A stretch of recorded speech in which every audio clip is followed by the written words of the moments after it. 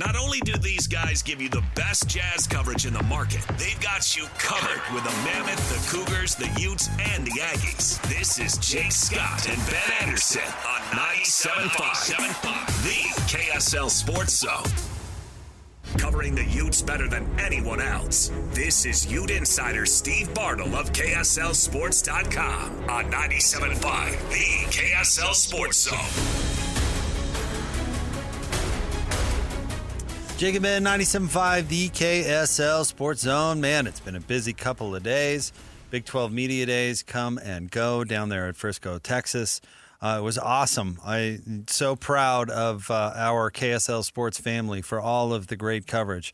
The TV station was down there in full force when others weren't.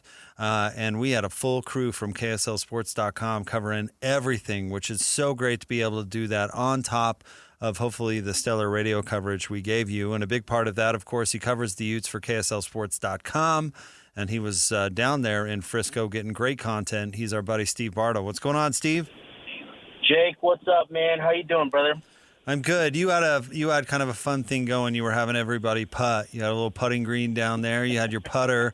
Who had the best stroke? Who knocked it down? Honestly, I think the best was Swoop. Like, he grabbed the putter and, like, took a quick look at it, let it fly, and sunk it. Like everybody else, Morgan grabbed the putter. He was one of the first ones to grab. He was the first one to actually grab the putter yesterday, and took two putts and missed both. And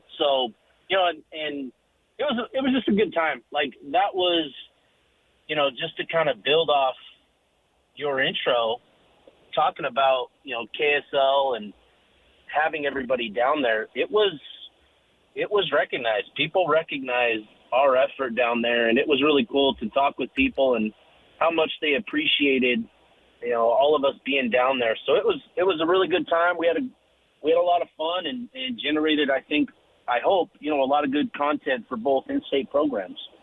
Well, Steve, I'll kind of let you decide where to start. I mean, what did we learn down there on the Utah side? An interesting experience, right, with Utah, because it was Morgan Scalley's first media day.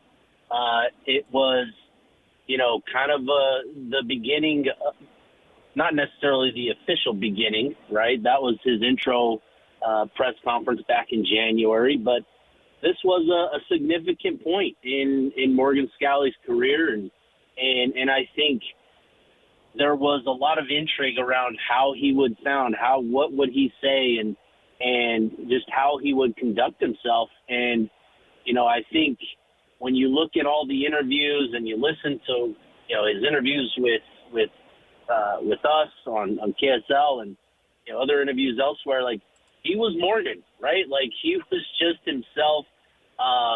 And I thought really made a good impression. I was talking with a handful of media members from other markets, towards the tail end of the activities yesterday. And, each of them had a lot of really good things to say about Morgan. They came away impressed with how he handled himself. So, he's as sharp as a tack, and, he just coaches, lives with a ton of energy. And I think that came through yesterday with Morgan. And then, talking with the players, they went through all of yesterday's media day with a lot of excitement, a lot of energy as well. They seemed to really enjoy it, talking about Devin Dampier and Wayshawn Parker, Lance Hosquan, and Jonathan Hall, who were the four representatives for Utah that they brought down. And it was good just to kind of see them,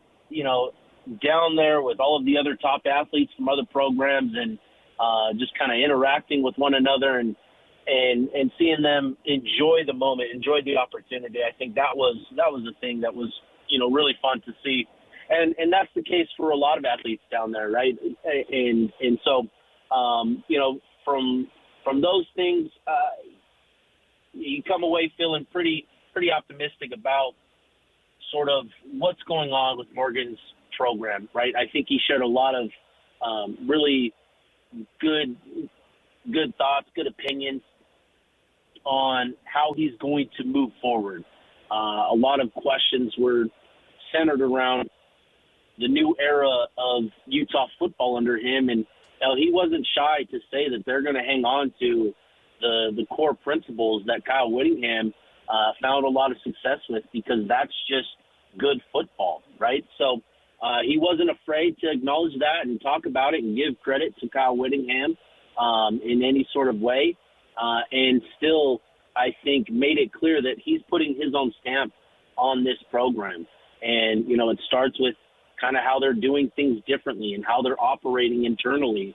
When you're talking about the strength and conditioning program, they made a change after spring ball, and they've now got a new strength and conditioning head coach that operates just a little bit differently than what they've done over the last 2 decades.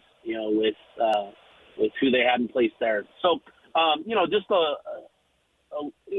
just assessing those guys and how they kind of conducted themselves, I think they came away really, really impressive yesterday. One thing I learned that I thought was pretty interesting, Steve, and I'm curious to your reaction. We had Devin Dampier on, and he talked about how Morgan made it a priority when hiring an offensive coordinator that coordinator would be willing to, I guess, I don't know how we put it, center the offense or highlight the quarterback or basically adjust what the coordinator was going to do to the strengths of Devin Dampier. And I thought that was an interesting little nugget. Yeah, absolutely. That was a focal point for Morgan in his OC search. When Kevin McGivern was hired, I got a quick message shortly after it was announced that a key factor for McGivern was the fact that there was, similar, terminology with the offense, but that it was centered more around the quarterback position and less around the run game. And I think, for Devin Dampier and for Bird Ficklin, the two top priorities for Utah, when going through all of that transition, hanging on to both of those guys, that was a major point of emphasis for Morgan to them was, hey, we know that we need to change sort of how we're perceived at that quarterback position. And I think Kevin McGivern's offense, and talking with Devin and with some of the other players throughout the offseason, and which continued yesterday, is they're really excited about what this offense can be. Some of the upgrades they made in that wide receiver room, I think, are really going to, show through this season with that offense and how it's going to, get multiple receivers not only on the field, but get them involved and creating opportunities for different receivers, designating certain looks for different receivers. I think that's going to be a drastic change from what the offense was under Beck last season. And, I asked Dampier about what having, multiple wide receivers on the field, what that does for him. And he talked about it obviously spreads the defense out. It kind of adjusts coverage and as a quarterback, it's just a big time comfort. And he's been working hard this offseason, with his receivers. Took a group of them down to Arizona to train with them specifically just to kind of build that chemistry with them. And there's a lot of excitement around what this passing offense can be. And what was interesting, when I asked Dev that question, he was sitting next to Wayshawn, and he said, he chimed in and said, those receivers are also going to impact the running game because they're going to demand extra attention at those second and third levels. And that's going to open things up for the run game. So, it's kind of an interesting conversation with the offense and what those wide receivers can do. And I think, again, it's all getting back to that original point you brought up, that everything is sort of been tailored to Dev and to that quarterback position, and Morgan's message around needing to sort of change how Utah is perceived at that quarterback spot. When we did our voting for preseason, I guess since they don't do a preseason Big 12 media poll anymore, I know we did one internally. Where do you have the top of the league ranked right now? We won't hold your feet to the fire later, but at the moment, where do you have the top of the league ranked? 3, I have Texas Tech still number 1. Just given their schedule, like it's it's a snooze fest once they get past that Houston game. Yeah. So even if they lose that, like I just feel like they're going to be in a position to still find a way into that Big 12 championship game, and by that time you're thinking Will Hammond is going to be a bit quite a bit more healthy and all that sort of stuff. So I still have Texas Tech number 1, and they've got a lot of pieces. They've got a lot of good talent throughout that roster. The offensive line, they've got a couple of experienced starters coming back, and they've got a great running back in Dickey that I think, just kind of given how their schedule is and the fact that they have a strong offensive line and running back, I voted Dickey as the offensive player of the year this year because I just sort of envisioned Texas Tech really leaning into the run game more so than we saw last year. So Texas Tech number 1, I have BYU number 2. The obvious runner-up last year to Texas Tech. They've got, certainly some questions at that wide receiver position, but they bring back a lot offensively. I tried to find a way to get 2 BYU offensive linemen on my preseason all-conference list because I do think that BYU offensive line is going to be pretty tough. And then I have Utah 3rd. I just think with what we saw in spring ball and, what they're bringing back in Devin Dampier, who, in talking with a lot of media members, again, about him, a lot of people consider him top 3 and a lot of people consider him top 2, with Noah Fafita, in the Big 12. So if Dev has the sort of year that I think he's capable of in this offense, he was still 3,200 total yards last year, 34 total touchdowns, and was not fully healthy, was 15 pounds overweight because Whittingham likes his quarterbacks to have a little fat around him, a little cushion when they take those hits. But Dev's, he's healthy, he's fully recovered from his injuries, and he's also dropped 10 pounds that he was carrying last year. So I'm interested to see how that translates in his game, and obviously the offensive line is going to be a big question mark for him. But I think just with the receivers, they're going to be able to kind of overcome some of those issues with the O-line. So those are my top 3. And then, I can't remember exactly how I placed them, but my next 3 was Arizona, Houston, and Kansas State. And I think I put Kansas State maybe even 5th with Arizona 6th and Houston 4th. Arizona's schedule is sneaky tough. And that's going to be a big factor in kind of determining the Big 12 race this season. It always is, right?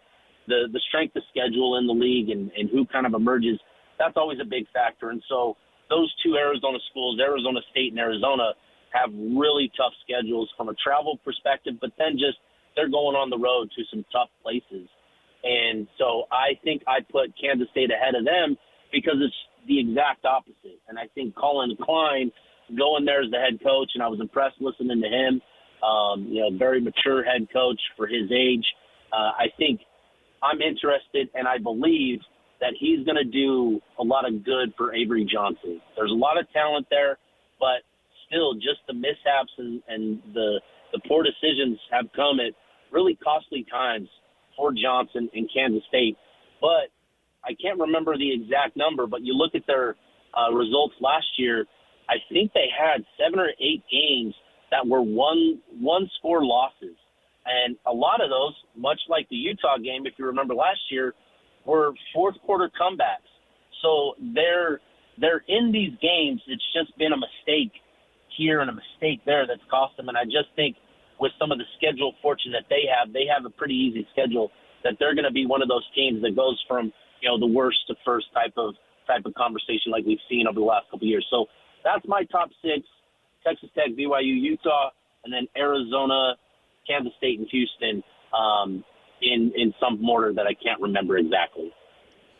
This is kind of a follow-up to that, and I do want to. I'll ask you in a minute about Mark Harlan being down there, but a follow-up to what you're talking about with the scheduling. I wish they'd do some sort of divisions, and I wish they would schedule different, because with this huge of a league, the schedule is such a crapshoot. You're totally right. You know, one year you're going to get Murderers Row, and one year you're not going to play anybody. I mean, Texas Tech's schedule is one hard game and nothing. I don't know. I wish they'd adjust that. No, totally. I totally agree with you. Like, I wish there was a better scheduling matrix that they could provide the conference, because again, it just you just get these teams, and with Texas Tech, it's obvious, right? They're just so much better than everybody else on their schedule. It's just it's going to be pretty easy for them. But then you have other programs that really have difficult schedules for a variety of reasons, not just within the conference, but that are overloaded with the top teams in the conference. So, I wish there was a way to kind of get some greater clarity, greater, spreading sort of the difficulty throughout the conference. I do wish that was something that can be figured out and addressed here in the near future. So to say that Utah has had, I would say that they've had a controversial last 6 months or so with the Otro deal, and then some negative headlines that came along with that. And I thought that Mark Harlan was smart to go to Big 12 Media Days, to get in front of it, to get out in front of everybody and sell the direction. It may be controversial, but he obviously believes in it and needs to communicate why. And listen, I may not agree with it, because I still don't, but I actually thought he did a really good job selling it. Yeah, it's interesting, right? We've kind of seen with college athletics, private equity has been something that's been talked about more and more over the last couple of years. And for Utah, being the first program to welcome it, the first one through the wall always gets bloody, right? Like that's just kind of like what this is Utah embracing it, looking for it. And I think when you actually take a step back and you get over your initial reaction of private equity is bad and that sort of stuff, when you take a step back and you look at how Utah put this all together, right? They took time to find a partner that would help them with the business side of things, that would help kind of not just necessarily operating as a chop shop, but more so kind of genuinely investing, not just money, but time and resources to kind of help build, a company off the ground, right? To kind of help build it from the foundation up. And that's what Utah has done here is they've found a partner in Otro Capital, and they've formed the LLC, the Crimson Brand Partners. And this is, in a lot of ways, I've talked about this a lot, where, we're just seeing sort of college athletics becoming more and more of a professional model. And to me, with this move, Utah has taken that next step in that transformation of college athletics, where, it is the Crimson Brand Partners is to operate all of the commercial operations and really turn it into a professional type of operation. And that means, it's more so than just ticket sales and calling your biggest boosters for donations. It's going out and looking for those corporate sponsors. And now with how they've set it up, there are some real opportunities for Utah to find some great partners and great corporate sponsorships that they just couldn't do operating as they were before. A couple weeks ago, I had Ben Portnoy of the Sports Business Journal on my podcast, and he kind of said it kind of perfectly. He said that, college athletics has operated like a mom and pop shop, just from operating since the 50s, the same old way, right? Ticket sales, your booster donations. That's how it's always sort of been. And yet they're doing sales and marketing like a Coca-Cola corporation, because people just love watching college football, and that's because of the TV money investment and all of that sort of stuff, that it's suddenly just this incredibly lucrative sport. And I think programs are starting to realize that they have to change how they're operating to keep up with the financial demands that these college programs are dealing with. And it's not just NIL. It is, everything. It is the game experience for fans, right? The entertainment you're watching at halftime, in between quarters, all of that. All of these things are products of kind of what's been created, and just it speaks to the money demands and the financial demands that these programs have to now encounter, and they have to find ways beyond just donations from your boosters to generate the revenue to continue operating like this. And, another point that Portnoy made with me was that the most important thing that these college athletic programs can do to ensure their future in whatever college football is going to be in 5 or 10 years is continuing to have success in football, because football is the entire engine of this revenue. And so, Utah's had success recently, and they've seen the benefits of a successful football program. Winning those back-to-back Pac-12 titles, that led to a significant uptick, not only in terms of the revenue that they brought in, but also, academically with the student enrollment and the quality of students that were applying at Utah. Like, it's just, it has such a significant impact when you have a successful program that's on TV, that's playing in big games. And for Utah, obviously going back to the Crimson Brown Partners, that is the main focus here, is making sure that they have all the financial resources available to them to continue to be, a top competitor in the Big 12 and continuing to compete in the top 25 nationally. Last thing before I let you go, Steve, it's fun to go to those events because there's always a buzz about some certain topic. And to me, it was a throwback to the old Mountain West Conference media days where BYU strutted around like they owned the place, and the topic was always how obnoxious BYU was. And I felt like it was the exact same thing, except for instead of BYU, it was Texas Tech. Everybody hates Texas Tech, and Texas Tech being incredibly obnoxious the whole time. Did you get that vibe? Yeah, no, totally. They have definitely embraced the villain role. I was talking with some Texas Tech beat writers, and they even acknowledged that, there's a different sort of, I don't want to call it swagger, but a different way in which they're carrying themselves and talking about the coaches and some of the players.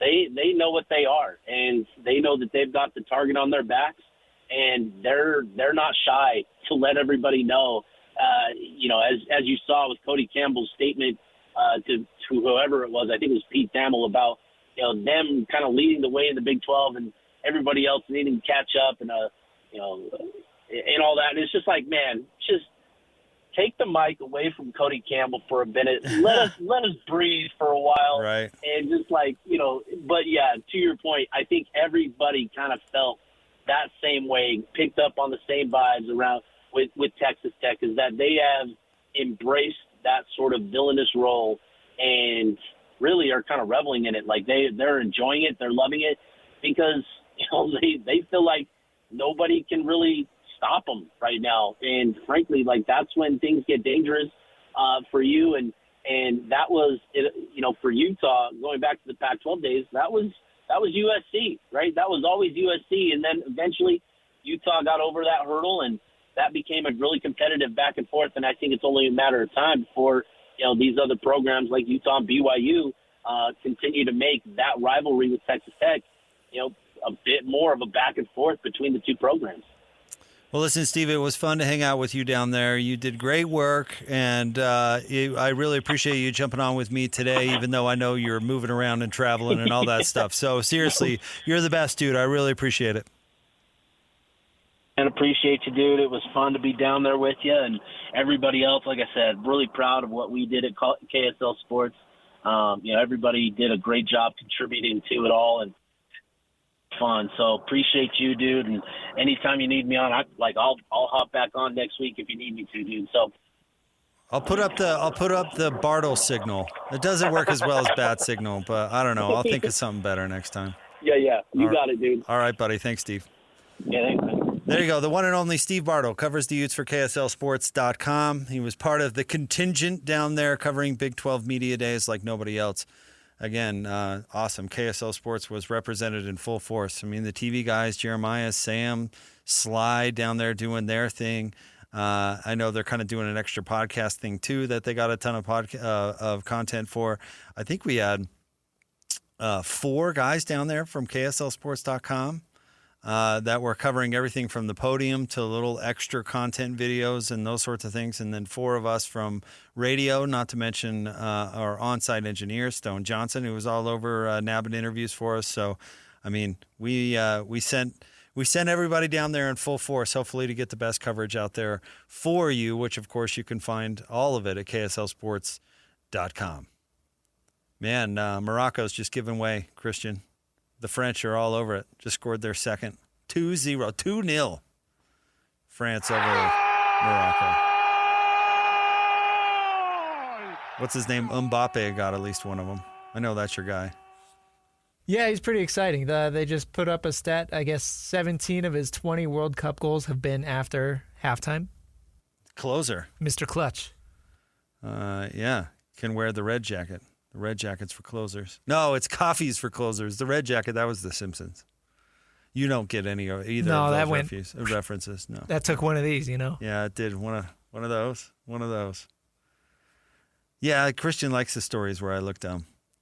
Hopefully everybody does. All right, stay tuned. We'll have more next. We'll talk some Darryn Peterson, AJ DeBonsa, Summer League going down tonight. Obviously, Darryn Peterson making a big-time impression on the NBA world so far in his first 2 games in Salt Lake City. We'll get to it all coming up next. Jake and Ben, 97.5, the KSL Sports Zone. Not only do these guys give you the best Jazz coverage in the market, they've got you covered with the Mammoth, the Cougars, the Utes, and the Aggies. This is Jake Scott and Ben Anderson on 97.5, the KSL Sports Zone.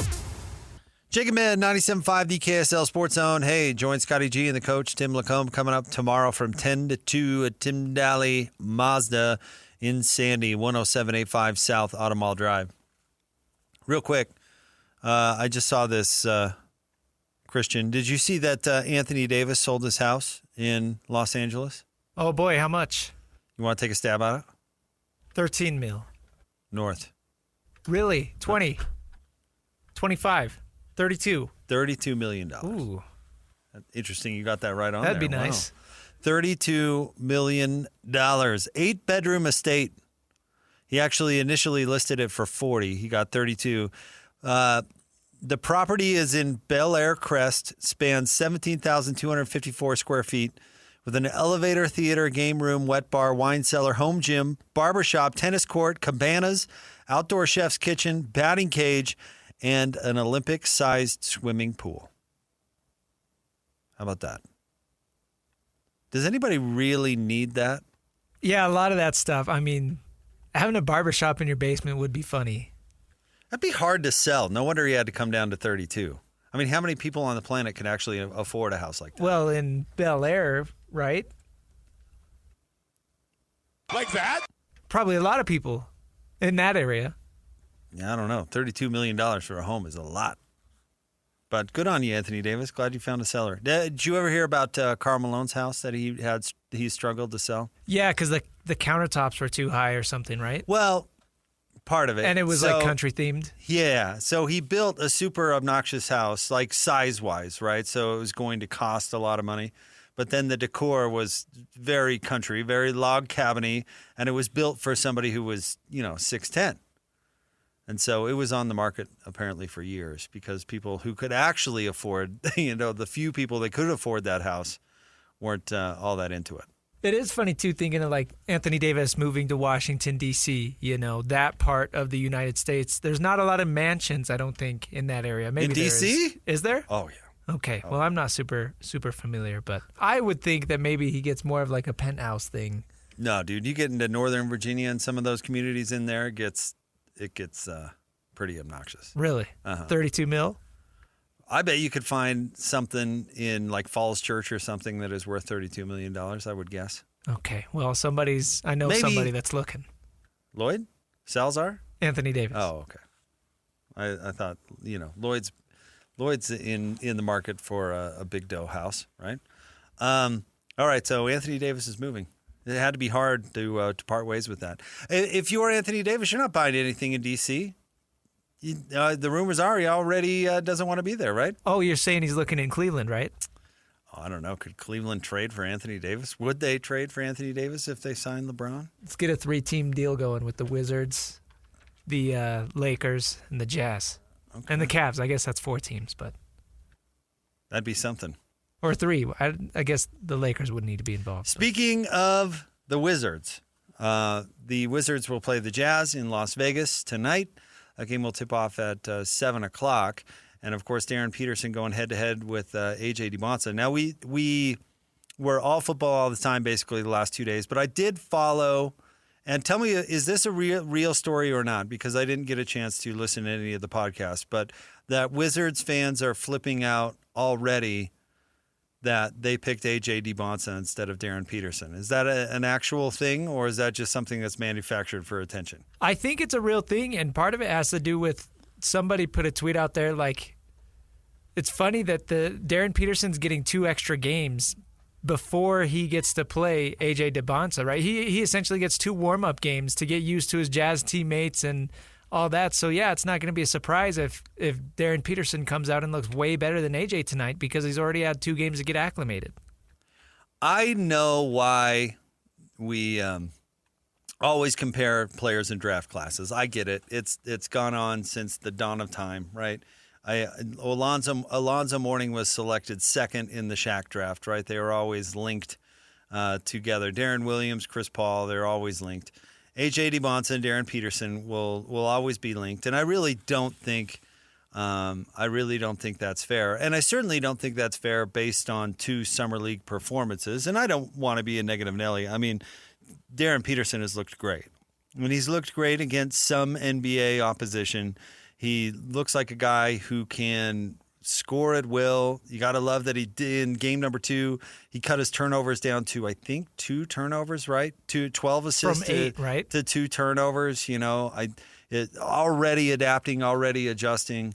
All the signs are there that he has the opportunity to be a gifted player. But, you know, I saw Trey Lyles tear up a summer league. Granted, it was in his 2nd year. I mean, it's just not too much you can take positive or negative. So I think it's funny that Wizards fans are already flipping out and off the A.J. DiBonsa bandwagon because it doesn't prove a dang thing. And whatever happens tonight won't prove a dang thing. I think both players have the potential to be great. If A.J. DiBonsa can find a role, which I think is going to be his biggest challenge on that Wizards team with Trae Young dribbling all the time, you know, if he can figure out a role, he has a chance to be good right away, regardless of what happens tonight. And I do think that the Jazz probably are a little bit, I don't know, what's the right word? They're a little bit, they don't want to fan the flames. They probably don't love all the Kobe Darryn Peterson talk, I would guess. This early, 2 summer league games in, because, and we've talked about this before on the show, I would guess the Jazz want him to earn his position and to come in and maybe struggle a little bit, or may not struggle, but have a little adversity, have a little adjustment, and figure out who he's going to be as a player. Healthy adversity. Thank you. That's what I'm looking for. Have a challenge that you've got to overcome, because there's been no rookie in the NBA ever, including LeBron James or Shaq or any of these players that really came on and splashed their rookie year. None of them were exactly 100% ready to roll by their 1st or 2nd or 3rd or 4th summer league game. So, again, I don't want to put the brakes on the enthusiasm, because I can see why it's there. And, of course, Jazz fans being Jazz fans and knowing summer league and watching summer league forever, I get why people are getting excited, and they should. I mean, he's a player with an incredible amount of potential. But both these guys, Darryn Peterson and A.J. DiBonsa, have a long way to go, as all rookies have a long way to go. And I would guess the Jazz really want all their young players to come in to camp fighting for a spot and fighting for playing time, and certainly want Darryn Peterson to be that too. So I'll be watching. I'll be really curious, obviously, to see how this thing plays out down in Vegas. I'm really curious to get a look at A.J. DiBonsa, you know, in a Wizards uniform and see how he performs, watching him all those games at BYU. But sometimes I don't think it's all that fair to have these draft class rivalries and assume that one's going to be better than the other. Honestly, so we can look at the Michael Jordan draft, right, Christian? And you remember who Michael Jordan was picked third. You remember who was picked second? The greatest bust of all time, Sam Bowie. That's not who I want to talk about. You know who was picked first? He was Dave Rose's teammate at Houston. That's my clue for you. Hakeem the Dream. Now, was Hakeem Olajuwon as good as Michael Jordan or as successful? Well, considering that, there's probably only one or two other players in that conversation, I'm going to say no. Was it a failure for the Rockets to draft Hakeem Olajuwon? Also no. Absolutely not. Because a top 15 player all time, still worth it. 2 titles. I mean, the forever face of the franchise, Hakeem Olajuwon, absolutely they didn't make a mistake taking him. And it's unfair, and Hakeem mostly dodged this throughout his career, but it would be unfair to measure those two up against each other constantly throughout their career. I'd even take it a step further. We can all clown Sam Bowie, and I get it. But the reason that they picked Portland, that is, Sam Bowie, is because he was a big and they already had Clyde Drexler.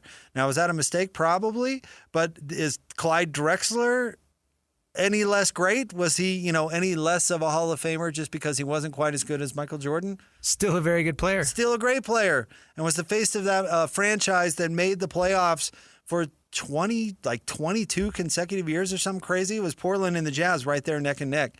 So unfair to compare those guys throughout their career, but inevitably it's going to happen. Well, and especially given AJ's ties to BYU, Sure. right? That's always going to be a storyline. The Jazz are so lucky that the Wizards honestly took that decision off of their hands. If the Wizards would have selected Boozer, I think the Jazz would have been in a pickle. Because it would not surprise me if Darryn Peterson was the number one prospect on their board. But they did have that connection and the BYU fan base. And by the Wizards picking AJ, that just totally took all the pressure off. Yeah, Ryan Smith brought it up with Bill Simmons, I believe, on that podcast. He was always getting texts from everybody, all his BYU friends, saying, hey, you got to do what you can to get AJ. Now all he had to do was crush Carlos Boozer's hopes and aspirations for his son. Carlos will give you a raise. How about that? Lesser of two evils. I think he's still technically employed, right? Right. Yeah. So, man. All right. Well, Darryn Peterson, you're still on your rookie deal. Don't go buy a $32 million house. I think they should build him a statue already. After 2 Summer League games? He looks that good. Or at very least paint the bridge at the Gateway, right? Name a street after him, yeah. Yeah. Where's my guy Chuck Landvatter? Get down there and paint a bridge. Darryn Peterson Bridge down at the Gateway. All right. We'll have more coming up next. Christian's France team still leads Morocco 2-0. Christian's going crazy in there. I was trying to think of a way to French up your last name, and I can't come. Esparza. What would be the French version? You might have to call Sadie. Christian. There's got to be a French way to say Christian. All right. We'll have more coming up next. Jake and Ben, 97.5 the KSL Sports Zone. There's never been a better time to get outside and experience the benefits of nature. Discover nearby trails and explore the outdoors with All Trails. Download the free app today and find your outside. All systems go. This is Jake Scott and Ben Anderson. Now, every day from 2 to 6 on 97.5, the KSL Sports Zone.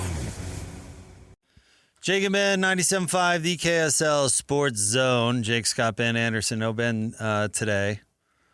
In the 90th minute, France leads Morocco 2-0. So it looks like the Team France is going to hang on. Christian, what do you think about the Jazz signing Mo Bamba? 2-year deal, second year not guaranteed. In fact, the entire first year isn't guaranteed. The Jazz bring back the free agent center now to go along with Jackson Hayes, Nurk, and his mended beak. Do you think that's enough for the center position, the taped together center position for the Jazz? He didn't even finish last year with the Jazz, right? No.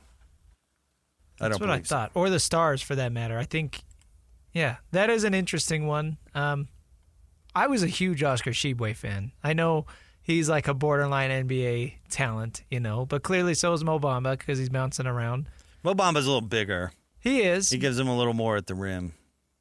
Sheboy's But a you're talking monster about- on the boards, Yeah, though. you're talking about your third or fourth string center. What's most important to you, I guess. At the very least, Sheboy seems to be, a very awesome human. I totally agree, and hey, I nothing but love for Oscar Sheboy. But the problem is that the third center on the roster is going to have to play, because the idea here is they don't really have a first center on the roster, so they're going to have to do it by committee. And I don't know, a lot like the Nuggets released Jonas Valanciunas, right? And a lot of people were saying, oh, maybe Jonas Valanciunas. That made more sense to me than Mo Bamba. But you know what? Maybe they saw something they liked and figured he can at least give them something at the rim. Well, we had Sarah Todd on from the Des News earlier this week, and she kind of put it out there like the Jazz do not plan on contending for an NBA title this season, right? So they don't need their quote-unquote answer at center this season. They can kind of patch it together, see what works, and then find a true solution for the future, maybe at the trade deadline or next offseason. They don't need to have that completely solved 100% right now. Again, the grand bargain with the Jazz and the Lakers, the game of chicken, was which team is going to go into this season without a center. And the Lakers couldn't afford to do it, and the Jazz negotiated compensation for doing it. And, on top of those three players I mentioned, a lot of people are saying, Jaren Jackson Jr. will see some time there, which I think is true, even though he's not a great rebounder. And then I also thought Kyle Filipowski showed enough last year, enough toughness to show that maybe they can get away with a little small ball center there. I think, Coach Lacombe talks about this all the time, right? That Will Hardy's got to be chomping at the bit for having so much flexibility and so much flexibility with the lineups that he can do. I think they're a little less flexible now without Walker Kessler, but I think they still retain some of that flexibility and are going to have to throw a lot of different looks at the big position at opposing teams. I thought they should go with the big heavy player approach, but they're doing a little bit of everything. As long as we don't have to see Cody Williams play center again.